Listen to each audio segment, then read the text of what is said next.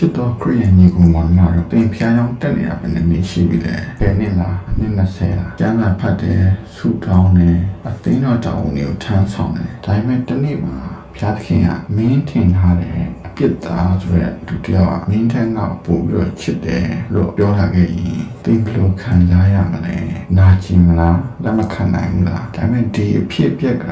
ယေရှုအချိန်မှာတကယ်ဖြစ်ပျက်ခဲ့ပါတယ်။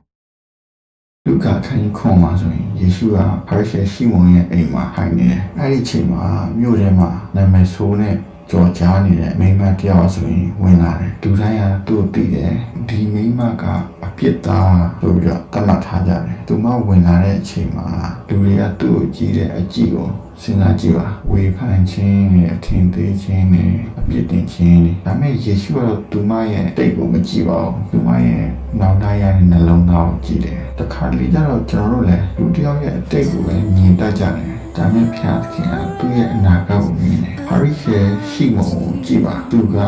ယေရှုနဲ့စပွဲတဝိုင်းနဲ့မှာပဲအတူထိုင်နေတယ်ယေရှုနဲ့အနီးဆုံးမှာရှိတယ်ဒါပေမဲ့သူ့ရဲ့နှလုံးသားယေရှုနဲ့ဝေးနေတယ်အဲ့ဒီဝင်လာတဲ့အပြစ်သားမိန်းမကိုကြည့်ပါသူမဆိုရင်အိမ်ပြင်ကလူတယောက်လူတိုင်းရဲ့အထင်သေးခြင်းကိုခံရတယ်ဒါပေမဲ့သူမရဲ့နှလုံးသားတော့ယေရှုစီကိုပြေးသွားတယ်ညီကိုမောင်နှမတို့ဖခင်เจ้าမှာဖခင်ရှိခိုးအတွက်ထိုင်နေပြီဆိုတာနဲ့ကောင်းကင်နိုင်ငံနဲ့နီးသွားပြီလို့မဆိုလိုပါဘူးတခါတလေမှာဖခင်เจ้าအပြင်မှာရှိနေတဲ့လူကတော့တဲ့ယေရှုကိုပို့ပြီးတော့ချစ်နေနိုင်တယ်လူတွေကအပြစ်သားမိန်းမအကြောင်းကိုပြောနေကြတယ်ဒါပေမဲ့အဲ့ဒီမိန်းမကတော့ယေရှုအကြောင်းကိုပဲစဉ်းစားတယ်လူတွေကဝေဖန်နေတယ်သူကတော့မျက်ရည်ကျနေတယ်လူတွေကပြစ်ကိုမြင်တယ်ယေရှုကတော့နောင်တရတာကိုမြင်တယ်ဒီနေ့လည်းအဲ့ဒီလိုပါပဲကျွန်တော်တို့ရဲ့ပါဇက်က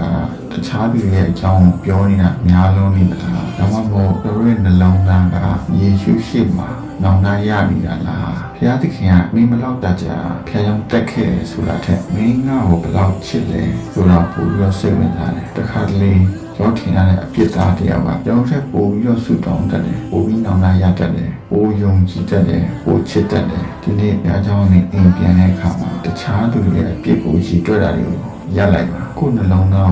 ကိုပြန်စစ်ဆေးပါတခြားသူတွေဝေဖန်တာမစောပါနဲ့ဘုရားသခင်ကသူတို့အပေါ်မှာလှုပ်လှုပ်နေတုံးနဲ့ဖြစ်နိုင်ပါတယ်ဆိုတော့ဒီနေ့ရစပြီးဘယ်သူမှငါ့ထက်မကောင်းဘူးလို့မစင်စားပဲသခင်ကျွန်တော်ကိုပြောင်းလဲပေးပါလို့ဆုတောင်းကြရအောင်သင်ဟာယေရှုနဲ့တပွဲတော်ဝိုင်းမှာတူထိုင်တဲ့ဖာရိရှဲလားဒါမှမဟုတ်ရင်မျက်ရည်နဲ့ယေရှုရဲ့ခြေတော်ရင်လာတဲ့သိရှိတဲ့အမျိုးသမီးလားယေရှုဟာဒီနေ့သိစိတ်တော်ကြည့်နေပါတယ်အားလုံးပေါ်မှာကျေးဇူးကောင်းများနဲ့တုံ့ပြန်ချပေးပါစေအာမင်